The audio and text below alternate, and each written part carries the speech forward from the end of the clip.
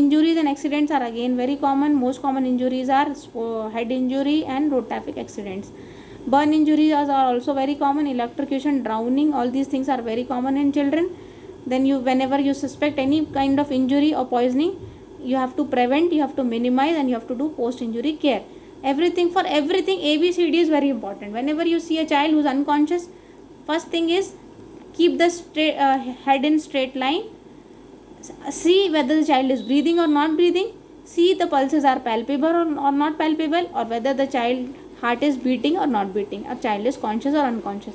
These 4 things you need to assess, and you have to refer accordingly. If the child is not breathing, if the child is unconscious, if the child airway is not patent and there are secretion, child is not able to breathe, please refer them immediately in the same condition.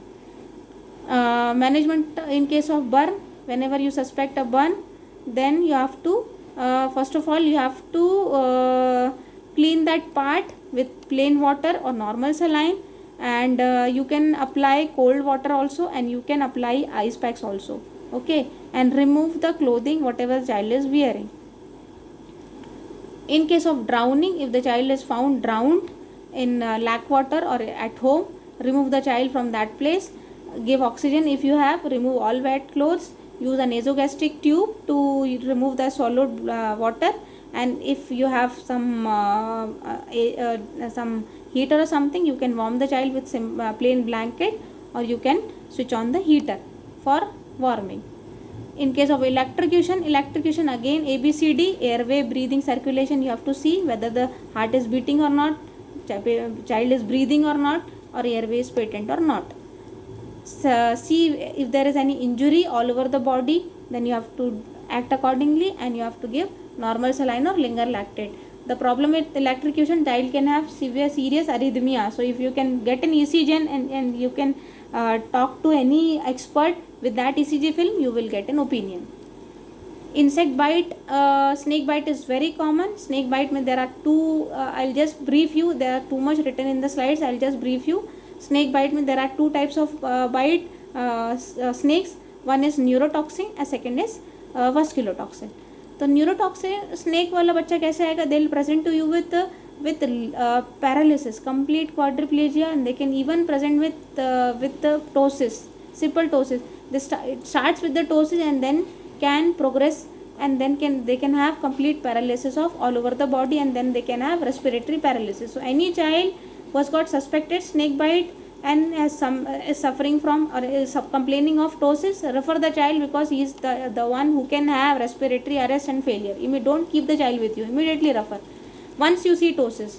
And with the history, that child was silently lying on the floor of house, and in the morning the child is not able to open his eyes. This is a simple most common presentation, and many times they don't understand this, and they keep the patient for longer period of time, and then they come to us with arrest, and this is the most common cause of death in snake bite case. Vasculotoxic can present with bleeding at various sites, but they can have bite mark. In vasculotoxin snake, usually they leave a bite mark, so it is easy to understand that the child had vasculotoxic snake bite or neurotoxic snake bite.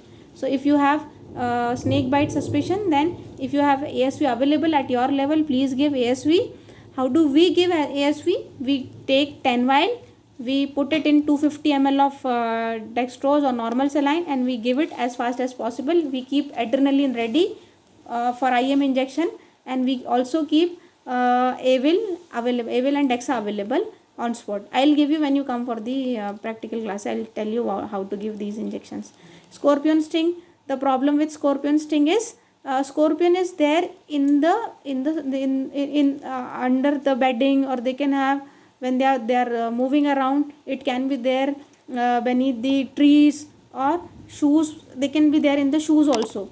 So in suspected scorpion sting, what will be the complaint? They'll come to you for sweating, perspiration, excessive sweating, perspiration, uneasiness, irritability. Usually these are the signs. When you examine, BP can be low or can be high. They can have adrenal, sympathetic or parasympathetic system activation. So they can have high or low BP. They can have irregular pulse. They can have diarrhea. And this is the most common cause of myocarditis in kids. है ना, which is the cause of severe tachycardia. Then bite by a dog, cat or wild animals, in these cases you need to give anti-rabies vaccine. And if it is category 3 bite, what is the meaning of category 3 bite? When there is bite over the face and or head or face with bleeding. Whenever there is bleeding, which means significant contact has happened with the animal secretion and the mucosa. So in this case you have to give anti-rabies immunoglobulin as well. The schedule of rabies vaccine is, you have to give 0.5 ml intramuscularly on day 0, day 3, day 7, day 14 and day 28. And rabies immunoglobulin for 20 international unit per kg. You have to infiltrate around the wound. Then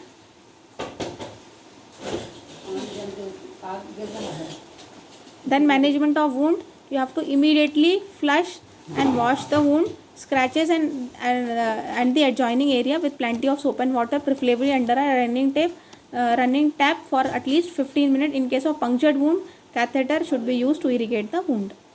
Okay, and then chemical treatment, wound should be inactivated by irrigation with virucidal agent, specifically alcohol containing agent, more than 70% of alcohol, and providone iodine. Bite wound should not be immediately sutured to prevent additional trauma, which may help to spread the virus into the deeper tissue. So don't suture the wound. This is very important. Suppose if it is a large wound and when the suturing is necessary, then it should be done 24 to 48 hours later. Just apply some cotton to suppress bleeding, and then suturing can be done later on. Antibiotic and anti-tetanus measure, anti-tetanus toxin you have to give antibiotic. In deep wound you have to give antibiotic also. So this is all about common condition. You can ask your questions to me and I'll share this presentation as well.